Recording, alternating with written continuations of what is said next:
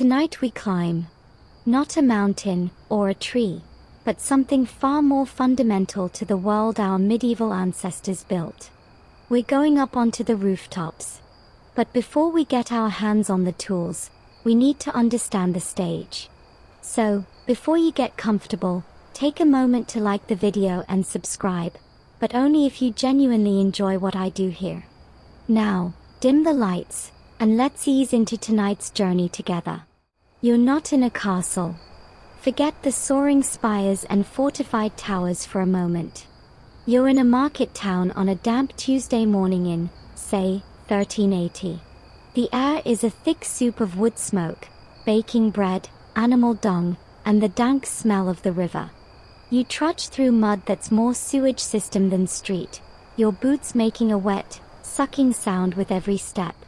Your world is narrow, defined by overhanging jetted buildings that lean in so close they seem to whisper to each other across the alley. But you look up. You always look up. Because above the chaos, the noise, the filth, there is a kind of order. A sea of weathered, reddish-brown tiles stretches across the skyline, cascading down pitched roofs like scales on the back of some slumbering, earthen beast. This is your sky. This is your shelter.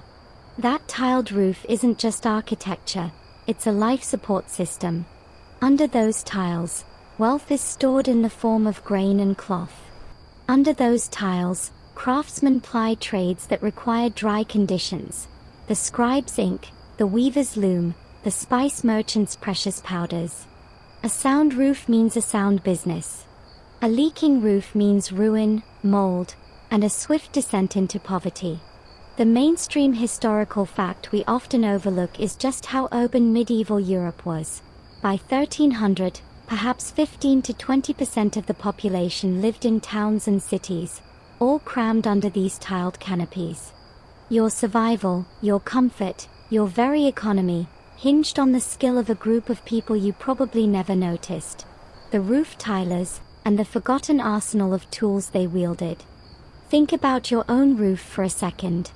Asphalt shingles, maybe. Installed in a day by a crew with pneumatic nail guns. It's a membrane, an afterthought, designed to last a couple of decades. Now, imagine your entire world. Your bed, your livelihood, your children, your winter food supply, depending entirely on a skin of hand-shaped clay, fired in a wood-burning kiln, and fastened with hand-forged nails to a skeleton of hand-split wood. You're placing an immense bet on the tiler's knowledge. And you probably won't survive a winter if he's cut corners. So we start here, in the street, looking up. The tiles themselves tell a story. They are not uniform in a modern sense. Each one has slight variations, a thumbprint here, a warp there, a color shift from deep rust to pale orange. They are individual. Yet together, they form a continuous, overlapping shield. Some folklorists believe medieval homeowners would deliberately incorporate a single, slightly grotesque face tile, or a tile impressed with a hidden symbol, a witch mark, a cross, a vulva symbol for fertility, to ward off evil spirits, lightning, or fire. They were hiding apotropaic magic in the most functional of places. We'll never know for sure how common it was, but it's a charming thought, a gargoyle for the common man, hidden in plain sight on his roof. And this brings us to our first open scholarly debate. Historians still argue whether the shift from thatch to tile in dense urban centers was driven primarily by safety or by economics. Yes, thatch was a terrifying fire hazard in a city of wooden buildings. A single spark could doom an entire community. But tile was expensive. Was it civic decree that forced the change, or was it a status symbol, a way for a prosperous merchant to show his neighbors he could afford the upgrade, thus creating a domino effect of competitive roofing? The answer is probably both, tangled up like the roots of a tree growing through the town wall. But the consequence is the world you're standing in now, a world under tile. You feel the first spit of rain. It's not a gentle drizzle. It's the precursor to the kind of downpour that will turn the street into a river. And you watch. The rain hits the tiles, and instead of soaking in, it dances. It beads and skitters. It finds the channels formed by the curved pan tiles or the overlaps of the flat tiles. It gathers pace, racing down the steep pitch toward the wooden gutter, which spits it out into the street with a steady plip plip plip. The system works. The town stays, relatively, dry inside. That is the miracle you take for granted. And every element of that miracle, the curve of the tile, the angle of the roof, the spacing of the battens, was dictated by tools whose names have faded from memory. We're going to remember them. Starting at the very beginning, in the dirt. So you follow the mud. It leads you away from the relative order of the tiled skyline, down a side alley that smells less of baking bread and more of wet clay and stagnant water. You arrive at the tiler's yard, and workshop is too polite a word for this place. This is a trench. A pit.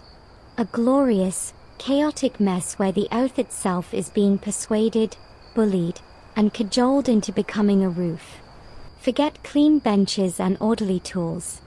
You step into a landscape. Underfoot, the ground is a churned, sticky morass of clay, water, and footprints, human, dog, chicken. To one side, a raw, gaping hole in the earth. The clay pit, its edges slick and crumbling. A pile of dug clay, the color of a deep bruise, sits waiting, covered with damp sacking to keep it plastic. This is your raw material. Your starting point. And it's terrible. Your first job is to make it less terrible. You see a shallow, water-filled trough made of hollowed-out logs. This is the soaker. You take great, heavy clots of the dug clay and plunge them into the murky water, kneading them like a monstrous, inedible dough to dissolve lumps and stones. The water turns a milky gray. You're not cleaning it, not really. You're homogenizing it. You're teaching the different parts of the clay, the fine particles, the coarse grit, to live together. It's a cold, wrist-aching, mind-numbing task. A mainstream historical fact that applies here is the concept of clay rights or digging leases. A tiler didn't just dig a hole anywhere. He often had to pay for the right to excavate clay from a specific patch of land, sometimes far outside the town walls. That pile of muck represented a tangible upfront cost before a single tile could be sold. Now, the tempered clay gets heaved onto a thick, worn plank table. Here, you meet your first true tool, though it's barely worthy of the name, the temper. This isn't a delicate addition. It's garbage. Or rather, it's carefully selected garbage. You grab handfuls of what looks like gritty sand, but is often crushed, previously fired tile fragments, pottery shards, or even fine gravel. You wedge this into the wet clay, pounding and folding it with your bare hands and a heavy wooden billet. The inclusion of these hard, non-plastic particles, called grog, is counterintuitive genius. It seems like you're making the clay weaker, dirtier. But you're not. You're giving it a skeleton. During drying and firing, the clay shrinks. Without the grog, it shrinks unevenly, warping, cracking, tearing itself apart. The grog particles resist shrinkage, providing internal scaffolding, creating tiny pathways for moisture to escape during drying, and preventing catastrophic cracks. You are quite literally beating the weakness out of it with its own recycled bones. The air in the yard is thick with more than moisture. It's thick with competition. This is where our open scholarly debate phrase comes in. Historians still argue whether the preparation of the clay body, this specific recipe of clay, grog, and water, was a common, shared knowledge, or a fiercely guarded guild secret that varied from master to master, town to town. Was the inclusion of a specific type of crushed shell from a riverbank, or the ash from a particular wood, the tiler's equivalent of a secret sauce? The difference between a tile that sang with a clear ping when struck and one that crumbled after 5 winters might have been right here, in this muddy, pounding ritual. Your hands are raw, caked with cold, abrasive slurry. You're cold to the bone. And this is just the preamble. You haven't even begun to make a tile. All around you, the yard buzzes with this primary, earthy violence. An apprentice lugs buckets of water from a rain barrel. A boy turns a pile of clay with a shovel, weathering it. In a corner, under a thatched linter, you see the first hints of the tools to come. Odd-shaped knives, a strange wooden bench, stacks of wooden forms. They wait, clean by comparison, for the clay to be deemed worthy. This yard is a filter. It filters out impatience. It filters out weakness, in the clay and in the apprentices. A lazy mix here means a roof failure later. A master tiler, his tunic spattered with a decade's worth of dried clay, moves between the pits and tables, squeezing a lump of the tempered clay in his fist, examining its consistency, its grit, its willingness to hold together. He says nothing. He just nods, or he tosses the clay back into the trough with a sour grunt. It's a language of mud and grunts. And you realize this whole space is a tool. The pit, the soaker trough, the tempering table, they are the first and most brutal machines in the production line. They exist to transform a variable, unreliable, natural material into something standardized and obedient. You are not an artisan yet. You are a part of the geology. You are helping the earth take its first step toward the sky. And your back already aches, thinking of the thousands of pounds of clay that will pass through your hands, from this pit, onto that roof. The journey has barely begun, and you're already exhausted. But the clay is ready. Finally, it's ready to meet a blade. The clay is ready. A hefty, homogeneous lump of it sits on the workbench, a dull, putty-colored mound that holds the potential of 100 rooftops. But potential is useless. It needs to be cut, shaped, and disciplined. You reach for a tool that looks, at first glance, like a crude mistake. This is the sax. Forget the elegant, tapering blades of a kitchen knife or the delicate sweep of a woodcarver's chisel. The sax is a thug. It's a short, heavy blade, maybe 8 inches long, with a handle that's just a chunk of wood riveted to a thick tang. The key is the edge. It's not symmetrical. One side is a flat, steep bevel. The other is nearly flat to the blade. This is a single bevel knife. It's a left-handed tool in a right-hand world, or vice versa. When you hold it in your right hand, the flat side presses against the clay you're cutting. This isn't about finesse, it's about control and shear removal. You don't slice with a sax. You press and draw. You take your lump of tempered clay and, with a heavy wooden rolling pin, just a section of stout branch, you begin to flatten it into a rough slab on a canvas-dusted bench. The canvas stops it sticking. The slab is too thick, too uneven. This is where the sax awakens. You grip its thick handle, your knuckles white.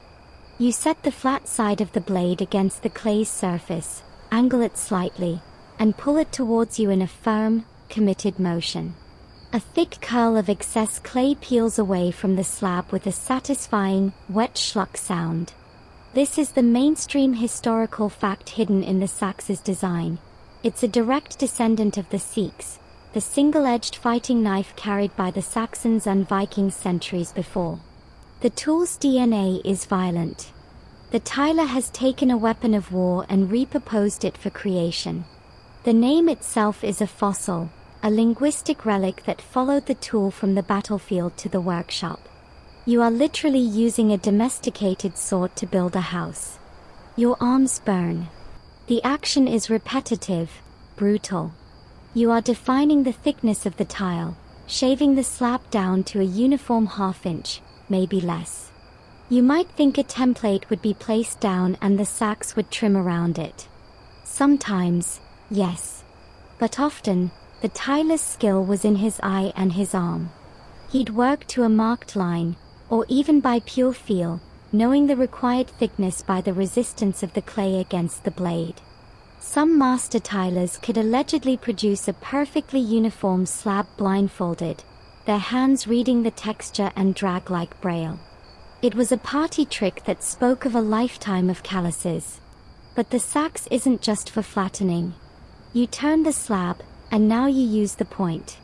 You score cutting lines into the clay, defining the rough rectangles or curves that will become individual tiles. You don't cut all the way through. You score a guide. Then, you use the sax's stout back as a straight edge, lining it up with your score mark, and with a thin wire stretched between two wooden handles, a cutting wire, you slice down through the clay in one smooth, pulling motion. The wire sings, the clay parts cleanly along the sax-guided line. It's the first moment the formless mass begins to fracture into purposeful, countable units. And here lies our open scholarly debate. Historians still argue whether the widespread use of the single bevel sax indicates a high degree of specialized tool development, or a stubborn persistence of an older, less efficient technology. Was it the perfect tool for the job, its asymmetrical edge providing an unbeatable combination of control and power for working dense, wet clay? Or were tilers, a conservative bunch by necessity, simply using what had always been used, because the cost of changing a whole trade's muscle memory was too high? The debate gets into the very nature of medieval craftsmanship. Was it innovative, or was it ritual? You set aside your rough-cut blanks. Your hands are now permanently stained with the grayish clay, the grit of the temper embedded under your nails. The sax rests on the bench, its blade smeared with a drying film. It looks like what it is, a workhorse, not a showpiece. It never touches the finished product. Its job is in the ugly, intermediate stage, the brutal birth of form from formlessness. It will never be seen on the finished roof, but every tile up there bears the invisible marks of its decisive, pulling cuts. It is the first editor of the clay, removing the excess story, leaving only the necessary narrative of shelter. You look at the stack of damp, rough blanks. They are still vulnerable, still soft. They look like giant, misshapen crackers. They are nothing yet. They need refinement. They need to lose their rough edges, to become smooth, uniform, and predictable. For that, you'll need to take a seat. And you'll need a tool that looks even more like a medieval torture device than the sax does. You walk away from the slab bench, your lower back a symphony of complaint, and you head towards the strange, low wooden structure under the thatched lean-to. This is the shaving horse. It looks like a malformed stool that got into a fight with a pole lathe and lost. You sit astride it, your legs dangling on either side of a central beam. In front of you is a pivoting arm, topped with a padded block, the dumb head. With your feet, you press down on a treadle connected to the arm. The dumb head swings forward, clamping whatever is placed on the beam in front of you with considerable, lever-amplified force. It's a foot-operated vise. And in your hands, you now hold the crooked knife. If the sax was a thug, the crooked knife is a neurosurgeon with a severe attitude problem. Also called a scorper or a draw knife, its blade is curved, sometimes dramatically so, like a half-moon or a parrot's beak. The handles are set at right angles to the blade, not in line with it. It's an instrument designed for one specific, seated act, pulling. You take one of your rough, wire-cut tile blanks. It's a damp, cold rectangle of potential. You place it on the beam in front of you, position it just so, and step down on the treadle. The dumb head thumps down, pinning the blank securely. No clamps, no screws, just foot pressure. Your hands are now free. You take the crooked knife, gripping its odd, perpendicular handles, and you set the curved blade against the edge of the clay blank. Then you pull. The sensation is unlike anything else. The curved blade bites into the clay, but because you're pulling it towards your body, you have immense control. A long, ribbon-like curl of waste clay peels away. You are not cutting now, You are shaving. You are sculpting. You work your way around the perimeter of the tile, smoothing the ragged wire-cut edges, beveling them slightly so they'll fit and shed water better. You flip the tile, reclamp it, and shave the face, removing any minor imperfections from the rolling and cutting process. The mainstream historical fact embodied here is the principle of the specialized bench. The shaving horse is an ergonomic masterpiece. It allows for sustained, precise work without fatigue, in the arms, at least. Your legs are another story. It represents a major leap from working on the ground or a simple table. It brings the work to the ideal height and provides stable, hands-free holding. This wasn't just for tiles. Coopers, chair makers, and spoon carvers used variations of it for centuries. The tile dog. No, not a pet. Sometimes, especially for curved pan tiles, the dumbhead's flat face couldn't secure the odd shape without cracking it. So, the tiler would use a dog, a small, forged, two-pronged metal staple. He'd press it into the thicker parts of the tile blank, and the dumbhead would clamp onto the dog, holding the tile firmly by its own, temporary metal tooth. It's a brilliant, simple hack, a bite mark to prevent a break. The rhythm is meditative, in a brutally physical way. Press with the foot, pull with the arms, release, rotate the tile. The pile of damp, reddish curls at your feet grows. The tile under your hands transforms. It goes from a lumpish, soft thing to a defined, crisp object. Its edges are sharp, its surface is smooth. It now has intention. It looks like something that belongs on a roof, not in a pit. This is where the hand of the craftsman literally shapes every single piece.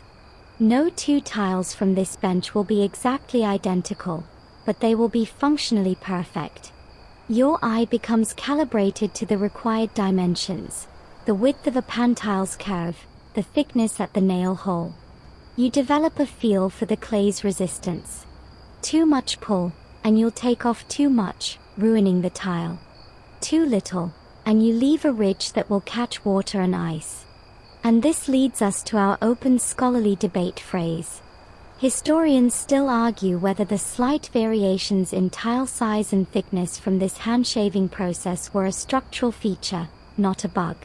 Some theorize that a roof made of perfectly identical tiles might be more prone to simultaneous failure, or that minor irregularities helped break up wind patterns and water flow in beneficial ways that standardized modern tiles do not. Were medieval roofs, in their slight wonkiness, actually more resilient? It's a comforting thought for the perfectionists among us. Finally, you release the treadle. The dumbhead lifts. You hold the finished blank. It's cool, firm, and surprisingly light. You run your thumb along its edge. It's smooth. It's ready. But it's at its most vulnerable. It's a clay biscuit. A strong gust of wind could knock it off the bench and snap it. A careless grip will leave finger marks that become weak points.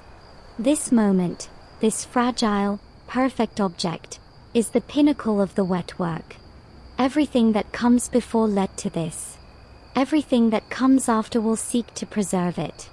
You place it carefully on a wooden pallet, joining a growing stack of identical siblings. You flex your aching feet and stretch your sore shoulders. The shaving horse creaks, awaiting the next blank. The crooked knife rests on the beam, its curved edge gleaming with a film of wet clay. You've shaped the tile. But its shape is still just a suggestion, waiting to be fixed by air, and then by fire. First, it must survive the gentle, treacherous gauntlet of the open sky. You step back from the shaving horse, your hands tingling from the vibrations of the crooked knife, and you look at your palette of perfect, green tile blanks. They are a battalion of identical soldiers, lined up and waiting for orders. But an army is useless without a terrain to hold. Before a single one of these clay soldiers can be deployed to the front lines of the roof, you must understand the ground they will stand upon.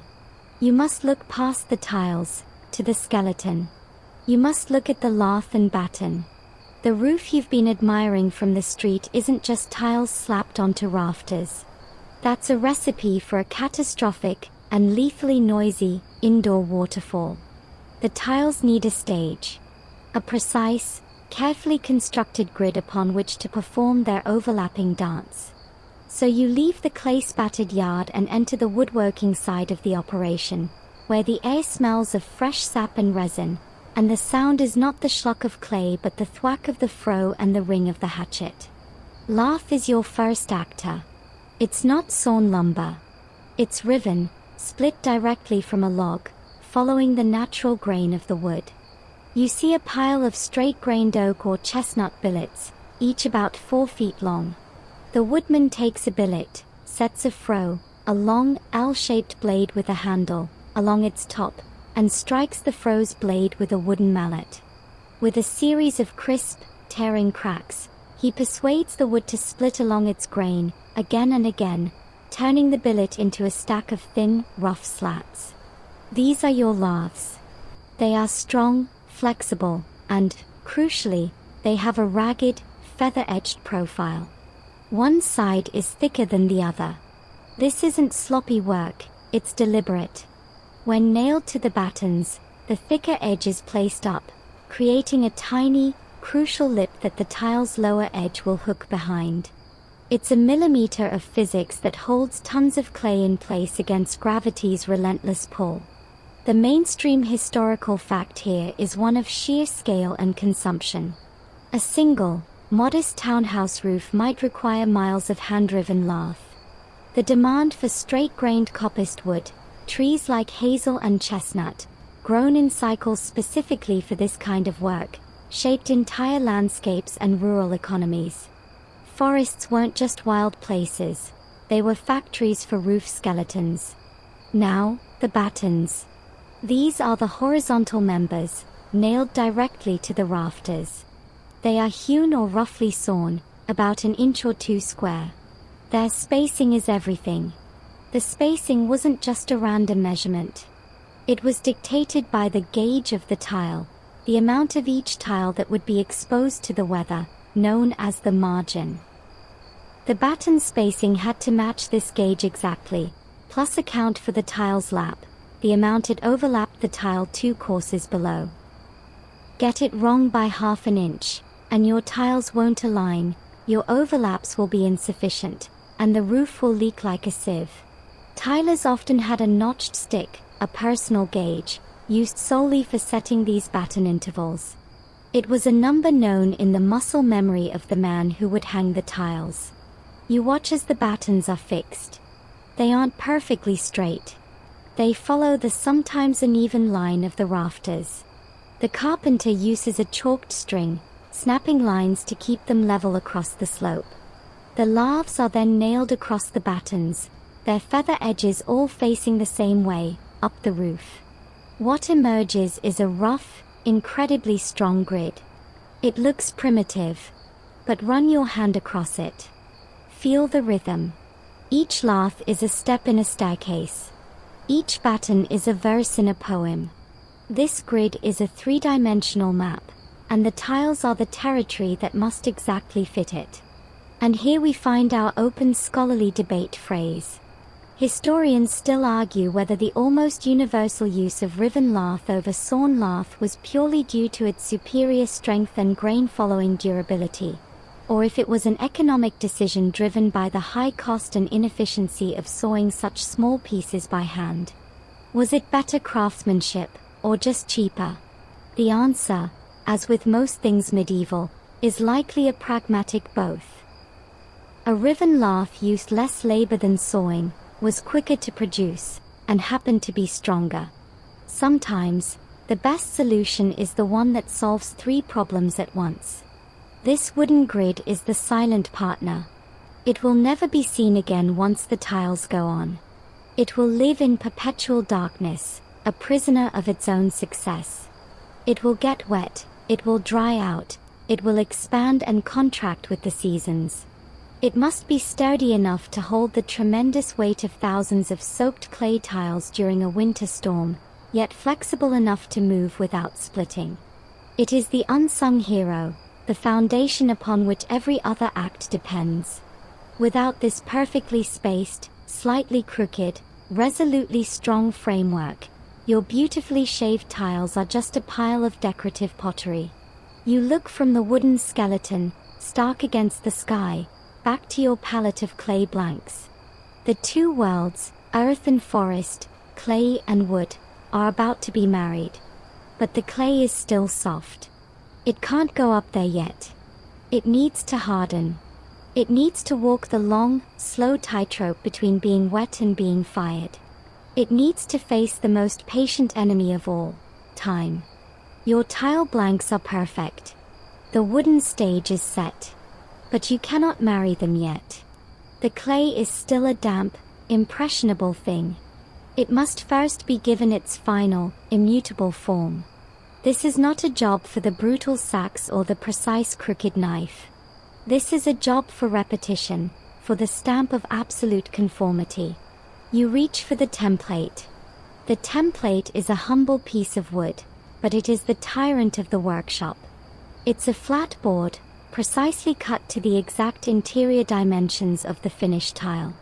For a flat tile, it's a simple rectangle. For a pan tile, it's an elegant, elongated curve. This piece of wood is the physical law of this roof. Every tile that passes its inspection will be a clone, a sibling bound by identical geometry. The process is simple, almost ritualistic. You take a dried, leather-hard blank. It's been air-drying for days now, firm to the touch but still cool and slightly flexible, and place it on a bed of fine, dry sand on a sturdy table. The sand prevents sticking. You position the wooden template over it. Then, you take a tool called a slick, a flat, polished piece of metal or hardwood with a handle, and you run it firmly along the inside edges of the template, shearing off any last infinitesimal excess clay. Scritch, push, lift. A tiny worm of clay curls away. You lift the template. What remains inside its footprint is the tile, its edges now knife-sharp, its dimensions now canonical.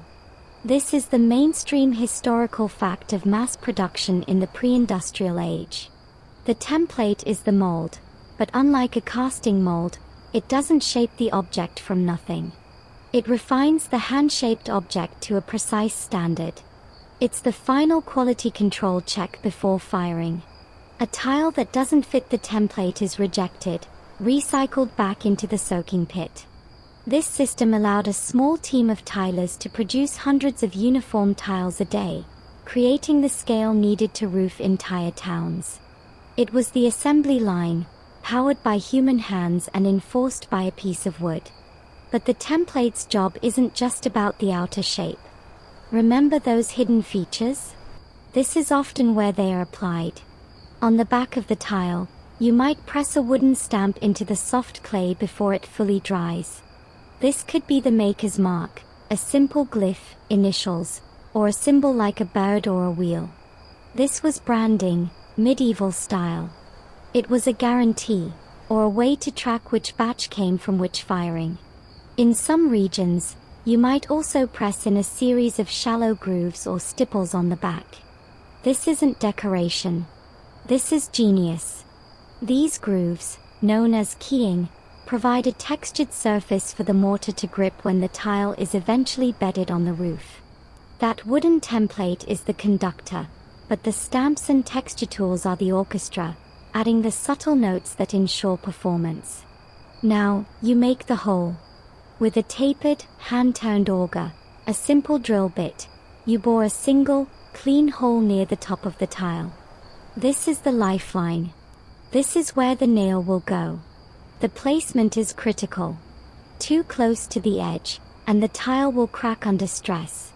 Too low, and it won't hang properly on the lath. The template often has a small peg or mark indicating exactly where to drill. You give the auger a few twists. The clay, now leather hard, spirals out in a delicate curl. The hole is made.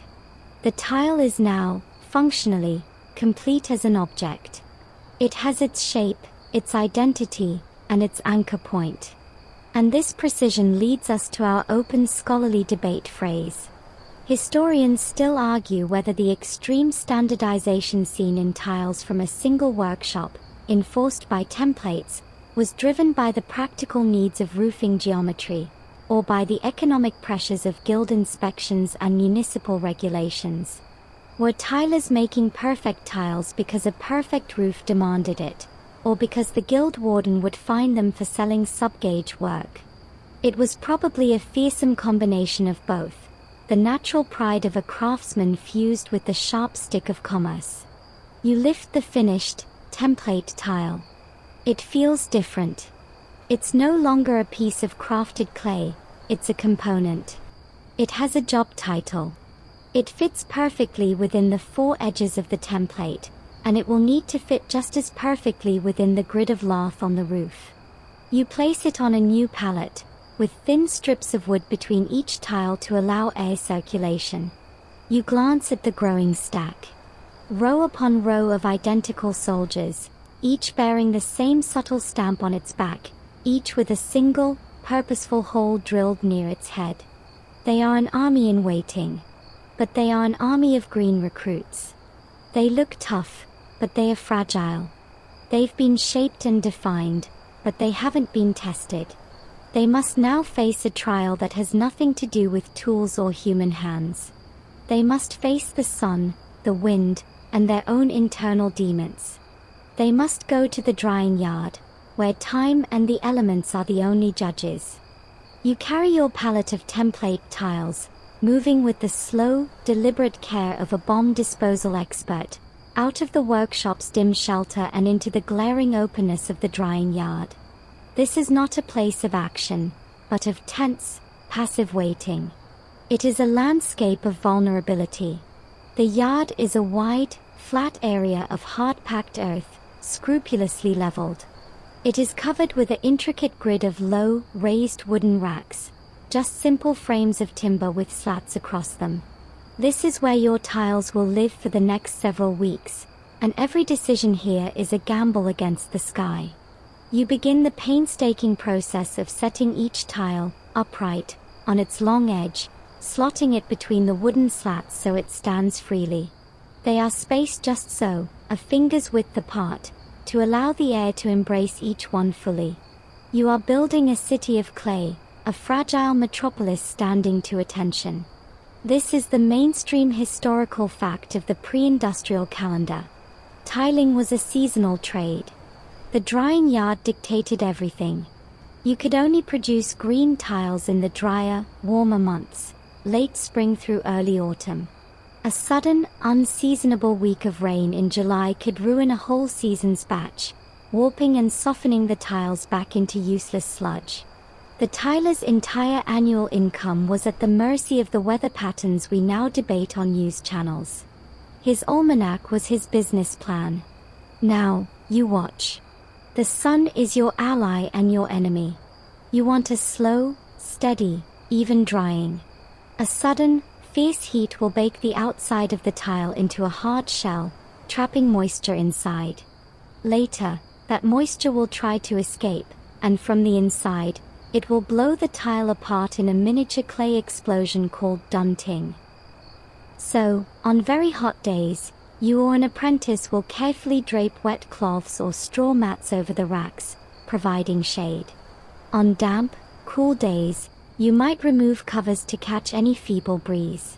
At the first hint of rain, you spring into a frantic, heart-pounding ballet, covering every rack with oiled canvas tops before a single drop can fall.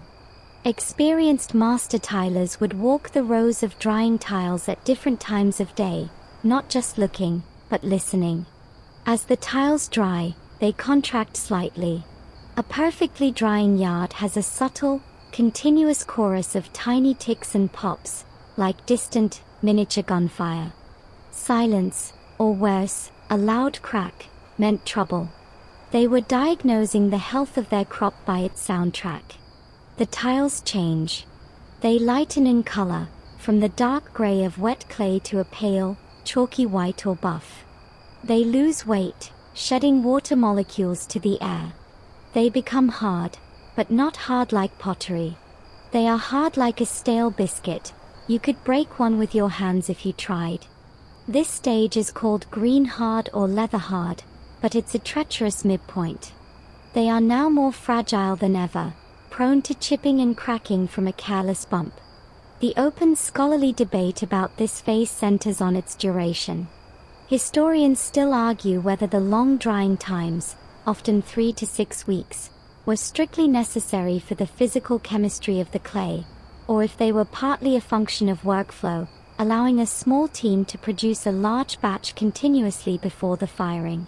Was it science, or just the cue for the kill? Likely, it was the inexorable marriage of both.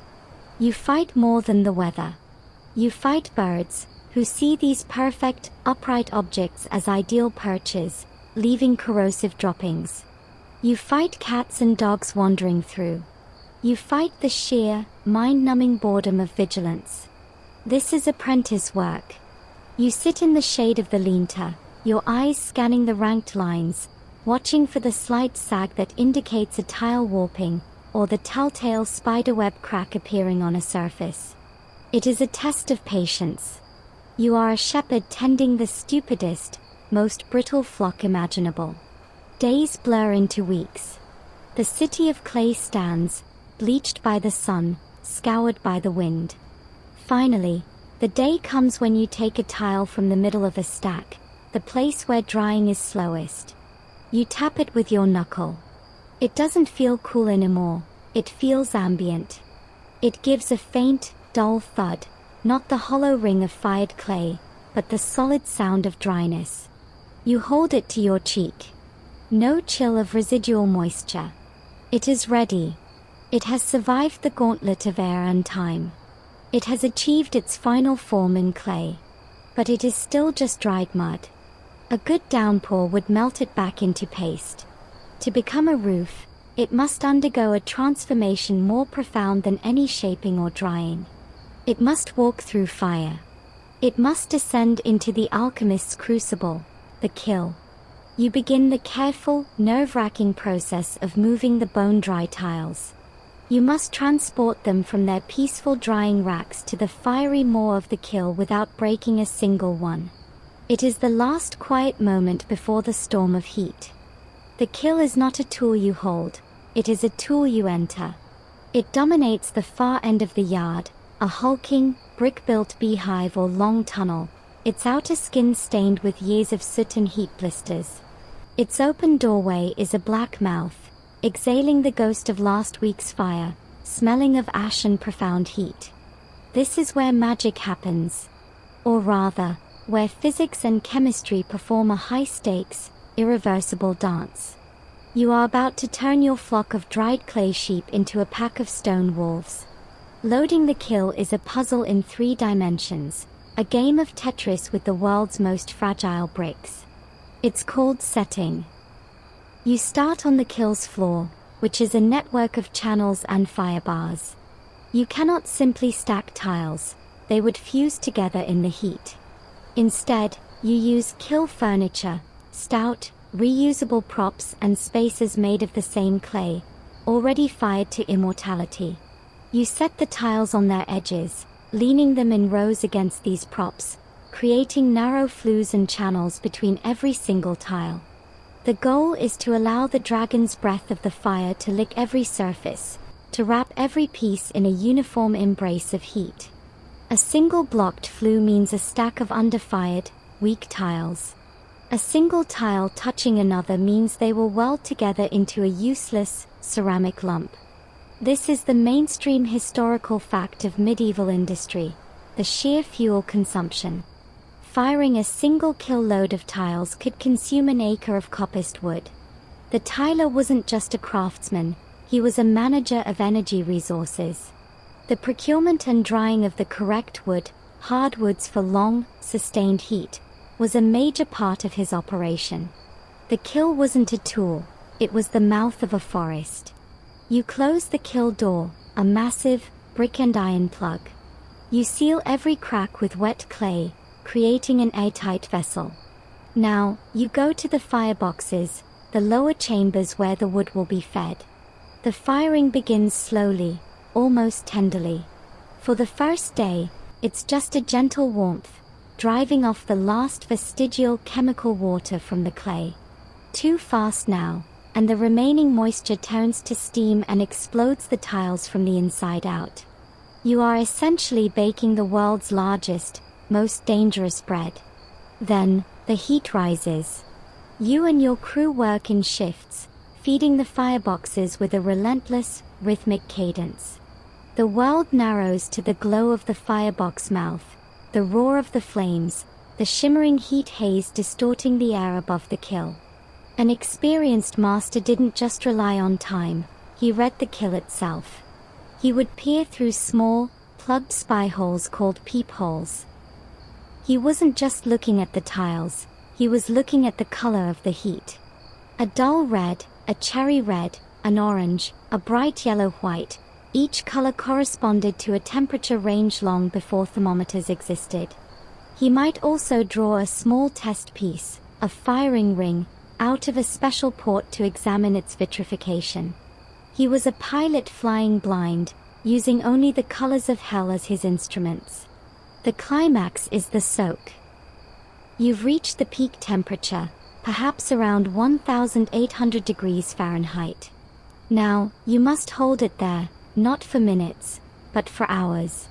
This is where the alchemy happens. The clay particles begin to sinter, to fuse at their edges. The material ceases to be porous clay and becomes a continuous, stony matrix. It vitrifies. If you tapped a tile now, with a very, very long iron rod, it would sing with a clear, high ping, like a wine glass.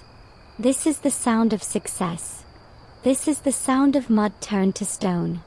And here we find our open scholarly debate phrase.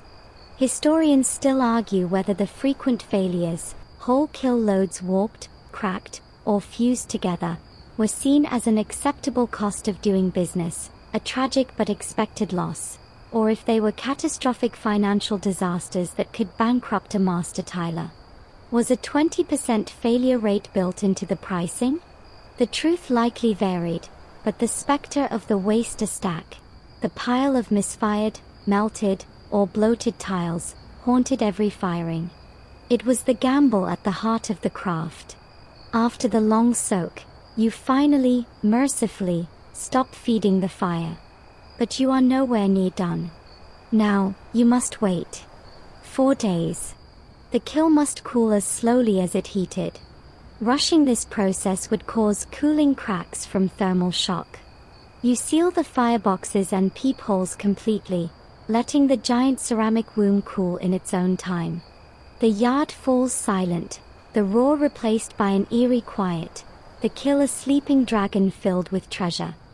3, 4, 5 days later, when the outer bricks are cool to the touch, you break the clay seal on the door.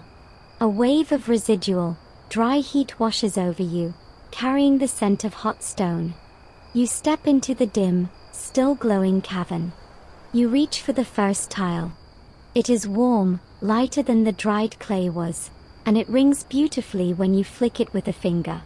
It is transformed. It is eternal. It will outlive you, your children, and their children. It is ready for its purpose. You have created a piece of the sky's armor. Now, you must take it up there and put it on. The fired tiles, ringing and warm, are carried from the kill's cavern and stacked in a new, robust pallet by the foot of the building. You stand at the base of a ladder that seems to lean not just against the wall, but against the sky itself. The wooden skeleton of lath and batten is a stark, geometric web against the blue. It looks impossibly far away, impossibly steep. This is the moment of truth. All the digging, the wedging, the shaving, the drying, the firing, it all converges here, on this ladder, with this first heavy tile in your hand. You are about to begin the process known as setting out, and it has nothing to do with romance and everything to do with ruthless trigonometry. You climb, the tile tied to your belt or carried in a hod on your back. The ladder bends. The world shrinks to the rungs in front of your face and the widening view of the town's rooftops behind you. You haul yourself onto the battens. You are now on the stage. Your first job is not to nail, but to think. To calculate. You must establish the starting line. This is setting out. You take a length of chalked string, a simple line rubbed with red or black chalk, and you stretch it taut along the bottom batten, a hand's width above the eaves. You snap it. Thwip. A perfect, straight line appears on the battens and laths. This is your baseline, your equator. Every tile's lower edge will align with a series of these snapped lines. You measure up from this line, using your personal gauge stick, that notched piece of wood you remember from the batten spacing, and snap another line for the second course. And so on, up the roof. You are creating the latitude lines on the map of this slope. But what about the sides? You must also establish vertical perpendiculars from the ridge down to the eaves, ensuring your tiles run straight up and down, not drifting into a drunken diagonal. You might use a large, wooden square, or a plumb line dangling from the ridge. This is the mainstream historical fact of applied mathematics. Medieval craftsmen, often illiterate, were masters of practical geometry. They understood ratios, right angles, and proportional spacing intuitively, through tools and embodied knowledge. The roof is a lesson in plane geometry made physical, and a mistake in these first lines multiplies with every row, resulting in a grotesque, leaking mosaic at the top. Now, you place your first tile. Not at the bottom left corner. Often, you start at the center of the eaves and work outwards, or from a defining feature like a chimney stack. You take that first, ringing tile. You hook its lower edge behind the lip of the first lath. You align its top with your snapped chalk line. You feel it settle. It is hanging, by itself, by that tiny, feathered edge of the lath. This is the first miracle. It holds. The tireless prayer, which was probably less a prayer and more a muttered stream of profanity. But seriously, folklore in some regions held that the first tile of a new roof should be laid in silence, or with a small coin or sprig of evergreen placed beneath it for luck. It was a threshold moment, crossing from the world of making into the world of fixing, and it demanded a ritual. You work left and right from your starting point, laying a full course along the eaves. These are your under-eaves tiles, and they often had a slightly different profile, sometimes broader, to throw water clear of the wall. You step back, or rather, crouch carefully, on the battens. You sight down the course. The line of tiles should be perfect, a crisp, unbroken edge against the sky. Your eye, calibrated by years of this work, picks up a dip of a quarter inch. You adjust. This visual checking, this sighting, is as crucial as the chalk lines.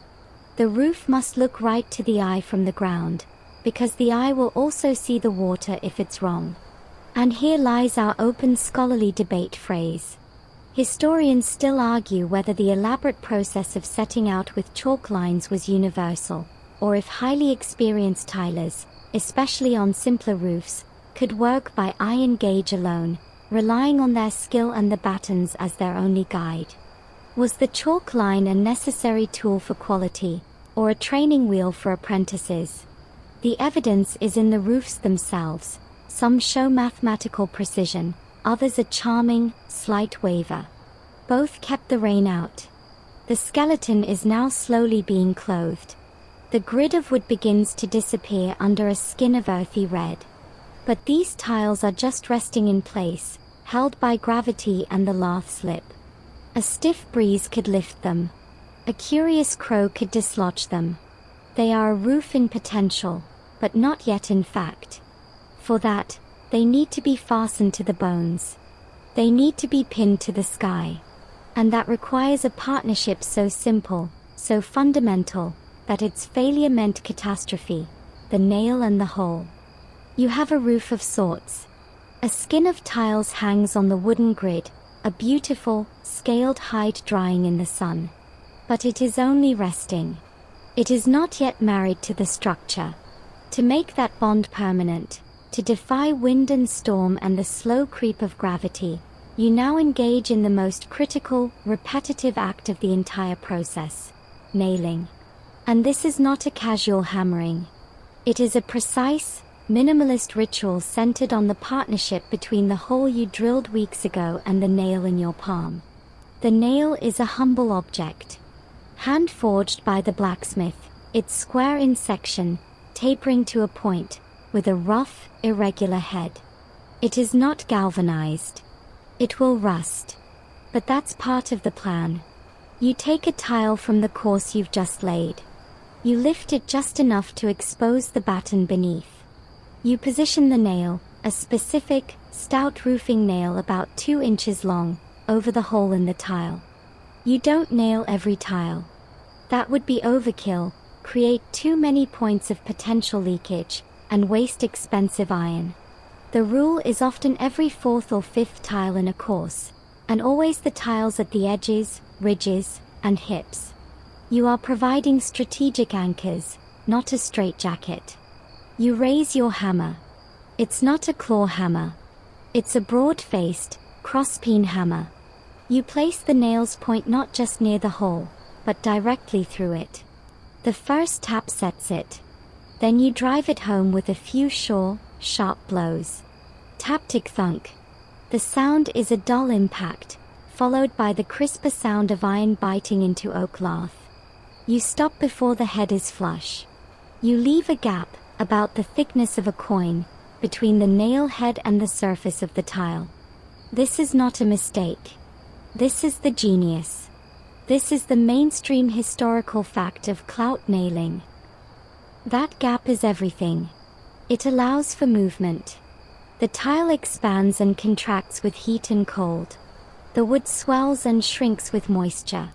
If you nailed the tile tight, rigidly, the first hard freeze or hot summer day would create stresses that would crack the tile around the nail hole. That tiny air gap is a shock absorber, a forgiveness mechanism. It lets the roof breathe and flex without breaking. Now, consider the hole itself. You bored it with an auger when the clay was leather hard. Its edges are clean, but not smoothed. As the nail rusts, and it will, slowly, it expands. This rust expansion actually tightens the nail's grip in the wooden lath, a natural, self-sealing action. But more importantly, the rust forms a gentle, mineral bond with the rough edges of the clay hole. It effectively glues itself in place, creating a firmer hold than the nail alone, while still allowing for that crucial micro-movement within the gap. The failure mode is carefully engineered. In a truly catastrophic shift, the tile is designed to crack or the nail to bend, rather than transmit destructive force through the entire rigid matrix. It's a sacrificial, localized failure. You move along the course, a bag of nails at your hip, the rhythm of lift, position, tap-tick thunk becoming a mantra. Your world is this 3-foot square of roof in front of you.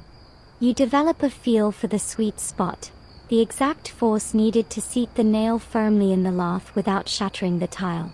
A missed strike that glances off and hits the tile will chip or crack it. You are, quite literally, walking a tightrope of force and precision, 40 feet above the cobbled street. And this precise act opens our scholarly debate. Historians still argue whether the pattern of nailing, which tiles were nailed and which were not, was strictly codified by guild rules, or left to the discretion and experience of the master tiler based on the roof's exposure, pitch, and local wind patterns. Was there a code, or was it pure, hard-won intuition? Surviving roofs show patterns, but they are not perfectly uniform, suggesting a blend of rule of thumb and adaptive strategy. As you nail, the roof changes character. It ceases to be a temporary arrangement and starts to become a permanent fixture. The anchored tiles provide stability for the courses above. You lay the next course, its tiles overlapping the nailed ones, hiding the nail heads from the rain. The nail, now concealed, begins its century-long, slow-motion dance with rust and wooden clay. It will never be seen again, but it will never stop working. You pause, wiping sweat from your brow with a clay-dusted forearm. You look down the slope. Rows of new, red tiles, each subtly individual, now fixed in place. They are no longer a collection of objects. They are becoming a system. But there are gaps. Between the tiles, at the overlaps, at the edges, you see thin lines of daylight. The armor is on, but it's full of chinks. To turn this system into a watertight seal, you must now become a roofer. You must close those gaps. You must call upon the sticky, fibrous, secretive arts of pointing and bedding. You must make the roof whole. The tiles are nailed. The roof is a rigid, overlapping skin. But if you look closely, and you are currently lying on your stomach on a steep pitch, so you are looking very closely, you see the enemy's avenues of approach. Slivers of light wink at you from the side laps, where one tile meets its neighbor. At the head laps, where the upper tile rests on the lower, there's a capillary gap, thirsty for driven rain. The very ridges and hips are open seams. The roof is armored, but not sealed. To complete the transformation from covering to canopy, you must now become a mason, a herbalist, and a baker, all at once. You must seal the sky. You have mortar. But this isn't the fine, structural mortar of a wall. This is pointing mortar, bedding mortar. It's a rougher, hairier beast. In a wooden trough, you mix lime, sand, and water. But then, you add the secret ingredient, hair. Animal hair, usually from cattle or horses, chopped fine. You mix it in until the mortar becomes a fibrous, sticky mass. This is the mainstream historical fact of pre-modern composites.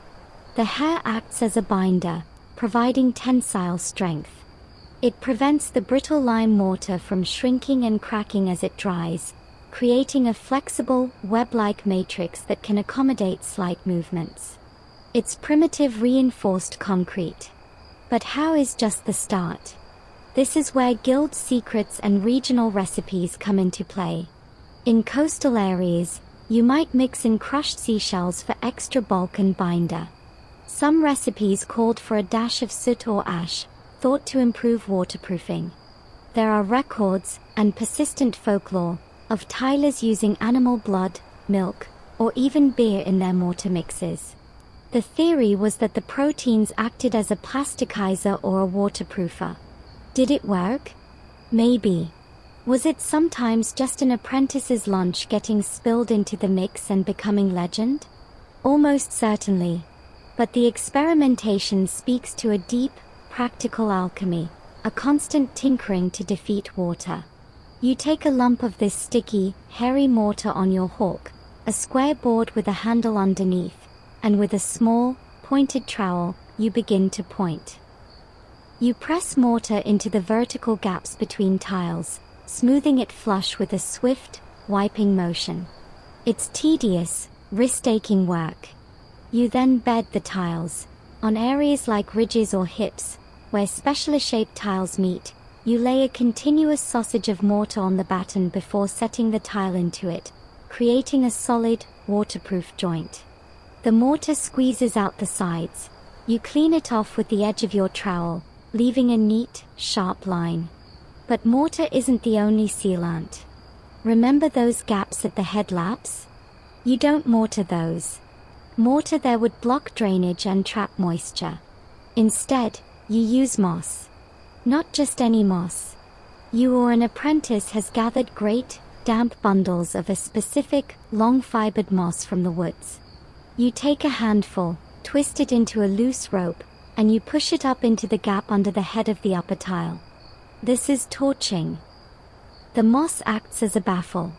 It breaks the wind's force, preventing driven rain from being blasted up and under the tile, while still allowing air to circulate and any incidental moisture to drain out. It's a brilliant, sustainable, and renewable form of insulation and waterproofing. Over years, It compacts and tones to a sort of earthy felt. And this practice leads us to our open scholarly debate phrase. Historians still argue whether the widespread use of moss torching was a deliberate, sophisticated ecological technology, or simply the cheapest, most readily available material to stuff into a gap. Was it clever design, or just poverty-driven improvisation that happened to work exceptionally well? The answer, again, is likely a testament to pragmatic ingenuity. The best solution is often the one that's free and effective. The smell up here is now a blend of wet lime, damp earth, and the faint, green scent of moss. Your knees are sore from kneeling on the battens, your fingers are cracked and stinging from the lime. But as you work, you witness the final transformation. The slivers of daylight disappear, one by one. The roof ceases to be a collection of individual pieces and becomes a single, continuous surface. The texture changes from rough clay to a patchwork of smooth mortar lines and the fuzzy, organic texture of moss-packed joints. You finish a section and, as if on cue, a light rain begins to fall. You don't retreat. You watch. The water hits the newly pointed and torched roof. It beads on the tiles. It runs down the channels. It meets the mortar joints and is deflected. It encounters the moss and is filtered, absorbed, and slowed. Nothing penetrates. The system works. A slow smile spreads across your face, despite the rain dripping from your hood. This is the moment of silent victory. You haven't just built a roof, you've built a watershed. You've built a weather system. You have sealed your people in, and the sky out. But how did you know where to put every nail? How much mortar to mix, what angle to set the battens? Your memory is good, but this roof is one of hundreds. The knowledge isn't just in your head, it's in your pocket, carved into a stick. It's time to meet the tiler's brain, his rule. You clamber down from the roof as the rain picks up, your body a tapestry of aches, your clothes stiff with dried lime and clay.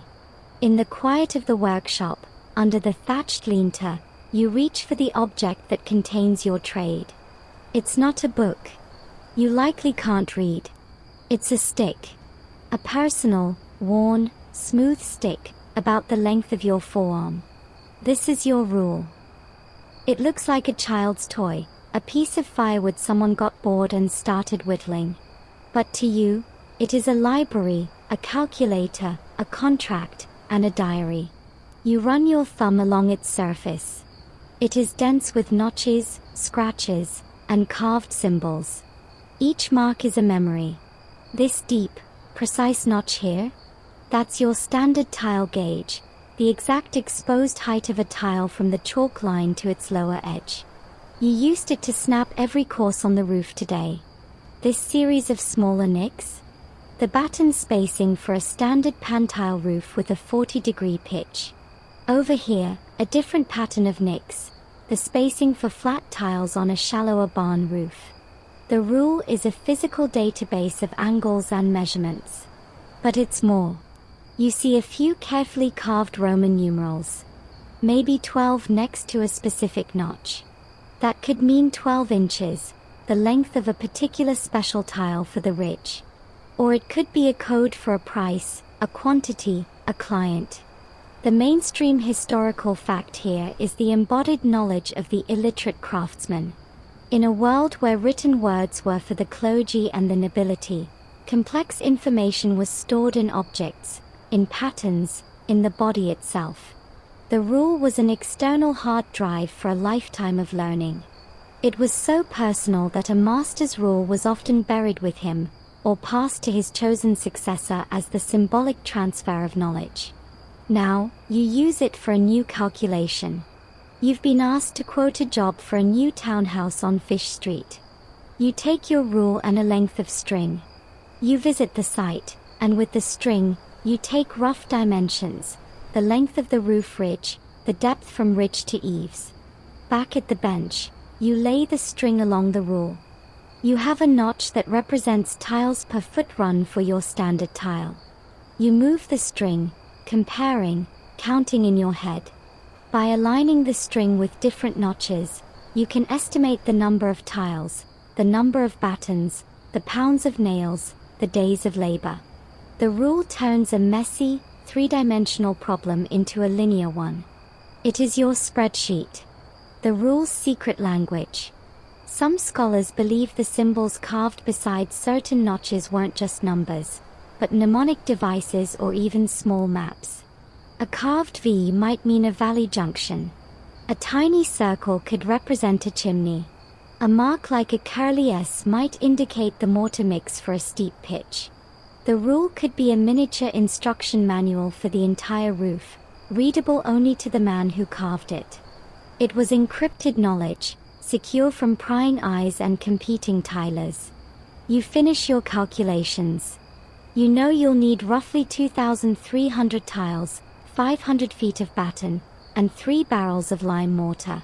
You carve a new set of faint marks onto the rule, near one end, a private record of the Fish Street quote. If you get the job, you'll carve it more deeply. The rule becomes a log of your career, a history of the town's growth written in wooden memory.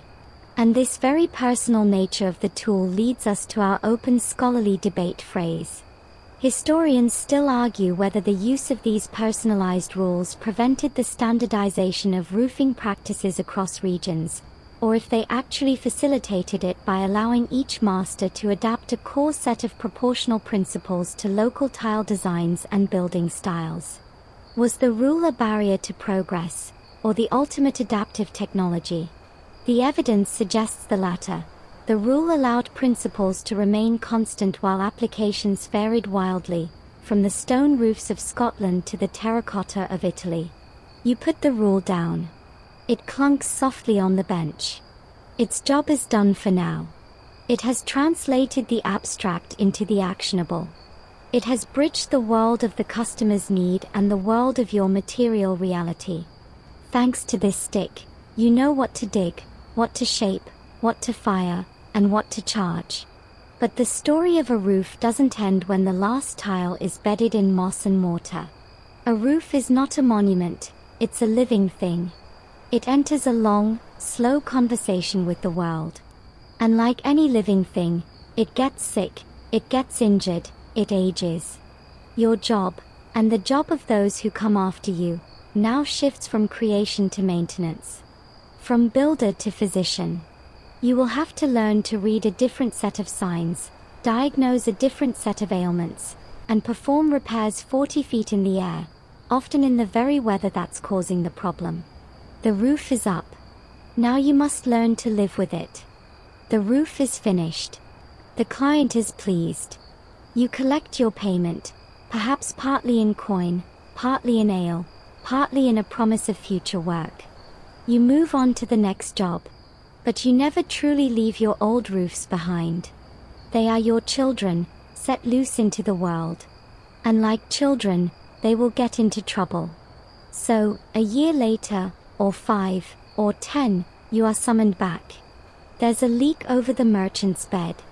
Tiles are slipping above the baker's oven. A widow says her roof is singing in the wind. You return, not as a creator now, but as a surgeon. You are going back up, into a landscape that has begun to forget you. You stand once more at the foot of the ladder, looking up. The roof is no longer a bright, new red. It is weathered, patinated with streaks of black and gray from decades of wood smoke, patterned with pale green lichen and moss that has escaped the torching.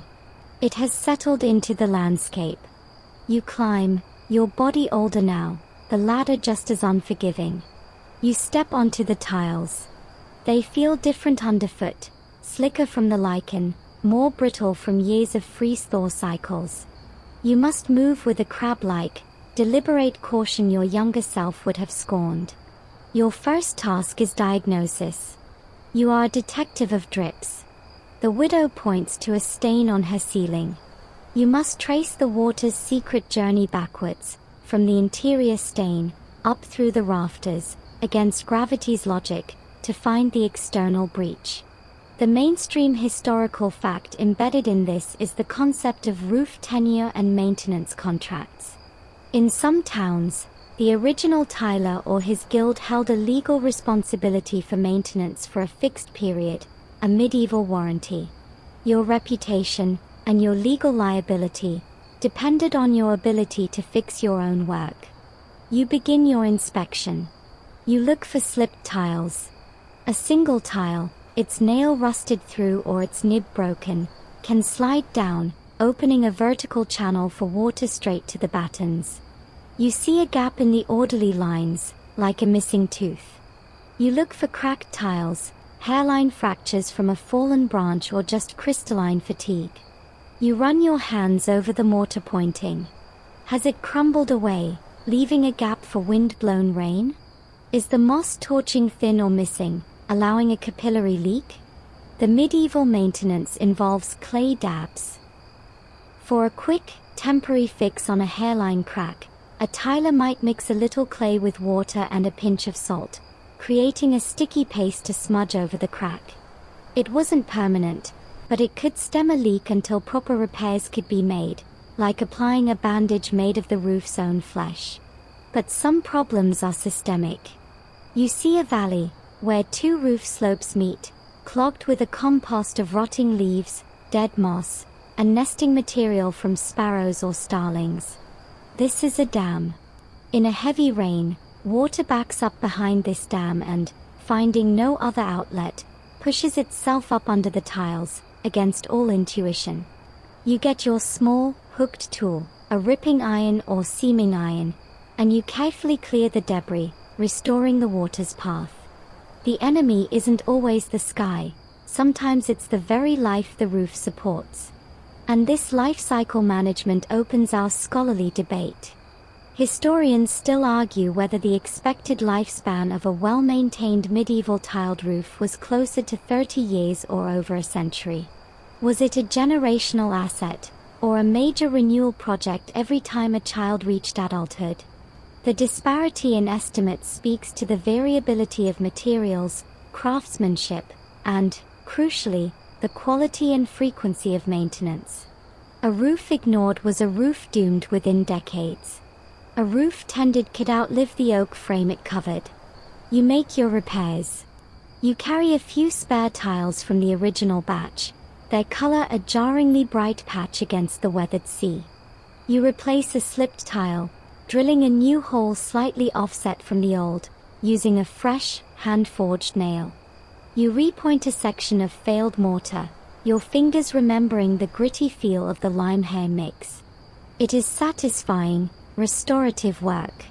You are not just fixing a leak, you are upholding an order, honoring your past skill, and extending a covenant of shelter.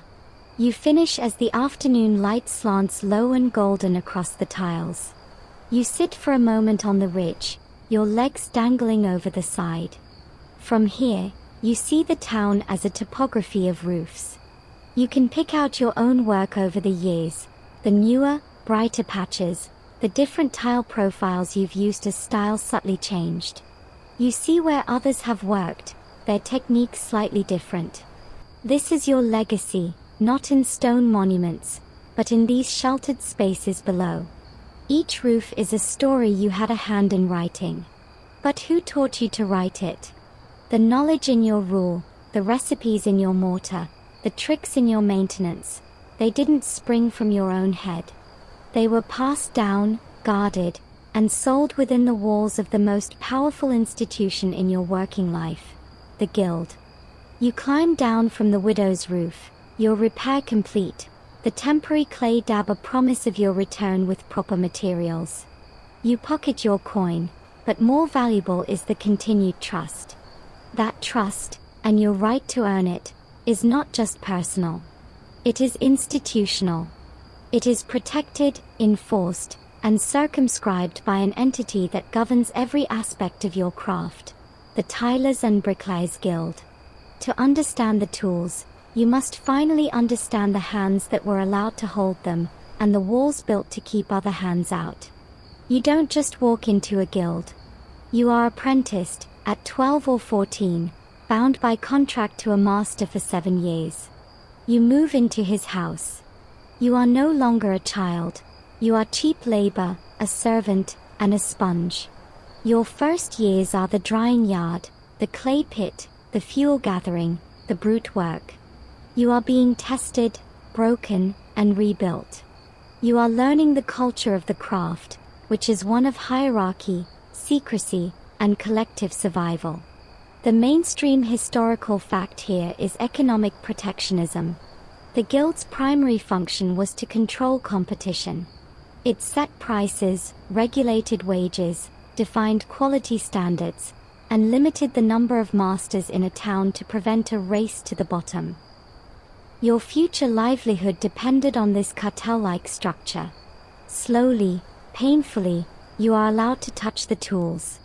You graduate from the sax to the crooked knife under a watchful, critical eye. You learn the mortar recipes not from a written page, but by doing the mixing, handed ingredients in silent, measured portions.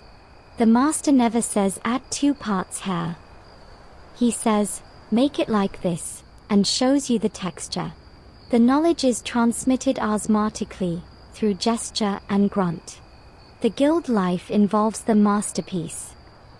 To become a journeyman and then a master, you had to produce one, a literal piece of masterful work. For a tiler, it might not be a single tile. It could be a section of a complex roof, a dormer window, a conical spire, built in the guild yard for inspection. But rumor sometimes whispered of more peculiar tests, firing a kill with a flawed batch of wood to see if you could save the tiles, or repairing a deliberately sabotaged roof section against a time limit. It was as much about problem-solving as perfection. The guild hall is where the real tools of power are wielded: the ledger, the seal, the gavel.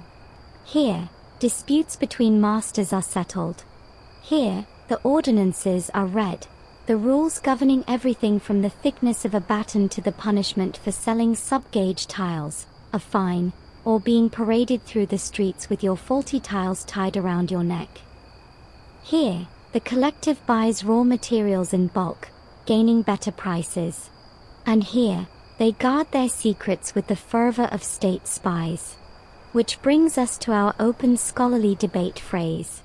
Historians still argue whether the guild's intense secrecy around techniques, like special mortar additives or kill firing methods, genuinely protected superior knowledge, or if it merely stifled innovation and perpetuated mediocrity by preventing the cross-pollination of ideas. Were they safeguarding quality, or just a monopoly? The truth is an uncomfortable blend. They did both, brilliantly and frustratingly. You live this duality. The guild provides a social safety net. If you are injured, the guild might support your family. When you die, it may pay for your burial. It organizes the feast on your patron saint's day. It is your union, your insurance company, your social club, and your regulatory body all in one. But it also demands absolute loyalty.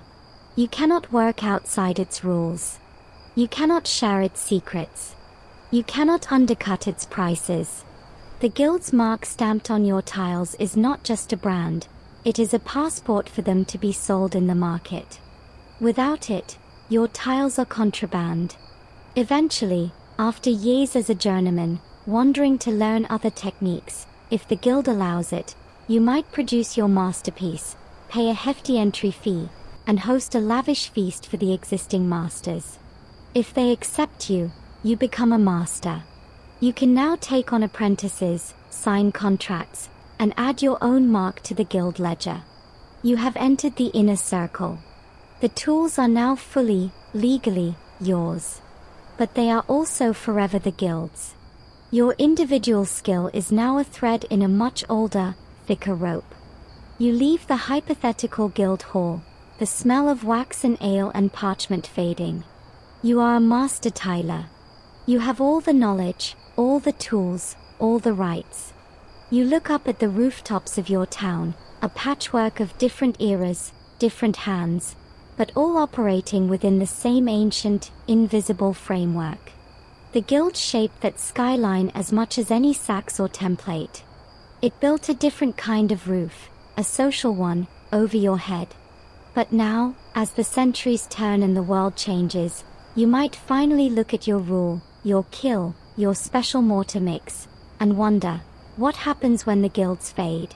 What of this knowledge remains when the walls meant to protect it crumble? What is the true legacy of these tools, not in the closed loop of a medieval town, but in the open air of history? The guilds fade. The world tilts on its axis. The age of hand-forged nails and wood-fired kilns gives way to the shriek of steam saws, the punch of mechanical tile presses, and the cheap, relentless consistency of rolled asphalt and mass-produced concrete. You, the master tiler, with your rule and your sacks, become an anachronism.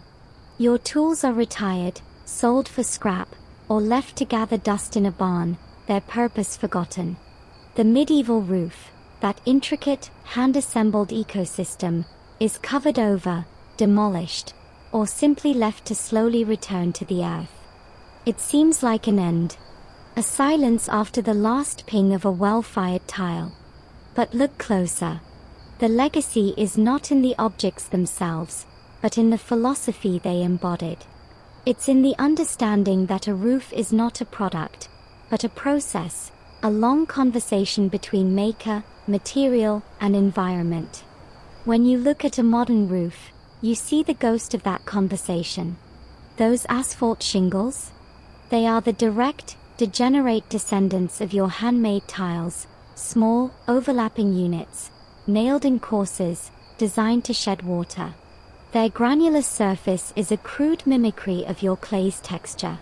The felt underlayment is a synthetic, sad replacement for your torching moss and hair mortar, a static barrier where yours was a breathing, filtering membrane.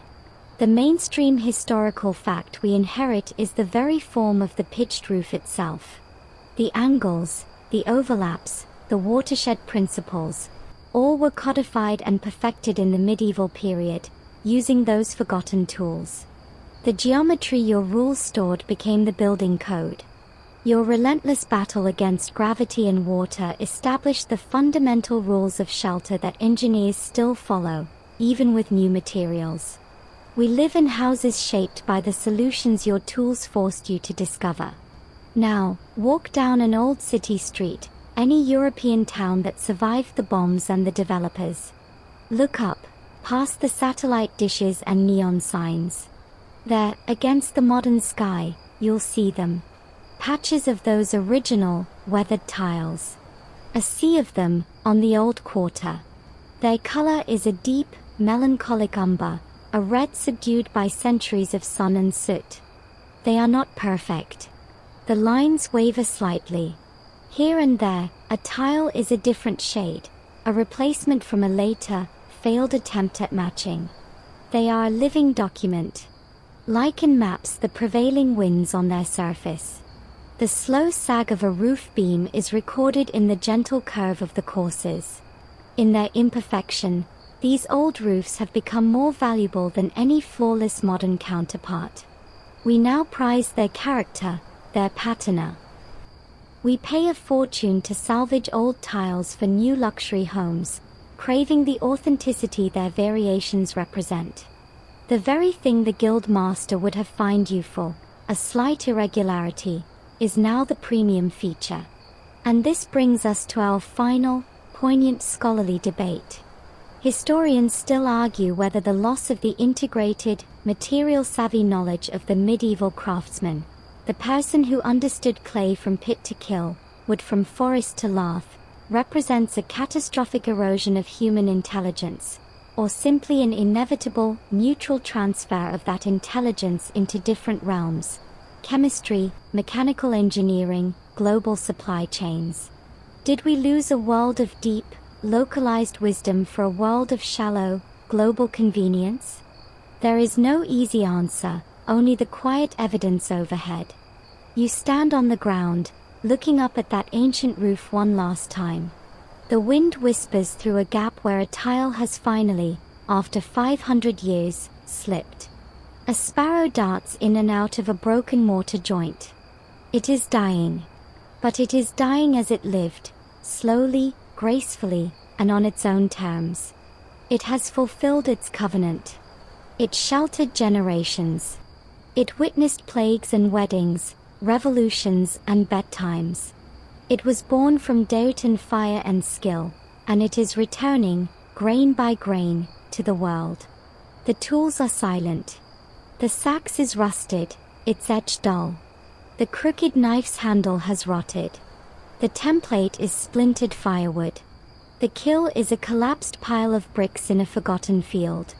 But the knowledge, the stubborn, beautiful, inefficient, human knowledge of how to make a boundary between a family and the infinite sky, that did not disappear. It transformed. It flows now in different channels.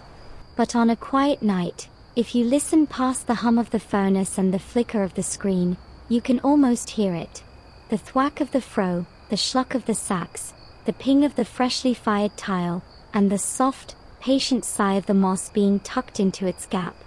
It is the sound of a world being made by hand, one imperfect, perfect tile at a time. The rain has stopped. The last image of those ancient, sleeping tiles lingers in the dim light behind your eyes. You've journeyed from the cold, gritty clay pit to the blistering heart of the kiln, from the dizzying heights of a fresh roof to the quiet, wise decay of a centuries-old one. You've felt the weight of the tools, not just as objects, but as extensions of minds and lives long past. That world, with all its dirt and struggle and breathtaking skill, was built on a simple, profound desire: to be dry, to be safe, to be together under a reliable sky. That desire hasn't changed. You feel it now, in the comfort of your own shelter, however modern it may be. The methods have transformed, the materials are different, but the essential peace we seek, the peace of a sound roof over our heads, is the same. So let the intricate details of laths and torching, of rules and guild secrets, soften and blur now, like a landscape seen through a rain-streaked window. Let the specific facts become a gentle, general warmth. You are here. You are sheltered. The long, clever, human fight against the elements has, for tonight at least, been won. The night is deep, and the quiet is complete.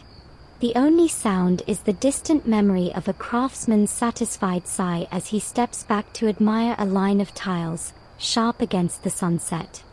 Let that memory, and the profound, cumulative comfort it represents, lull you now. Feel the weight of the blankets, as solid and sure as a well-laid roof. Your thoughts can finally drift, untethered and light, up into the dark, kind sky, knowing that everything below is, for this moment, perfectly, wonderfully dry.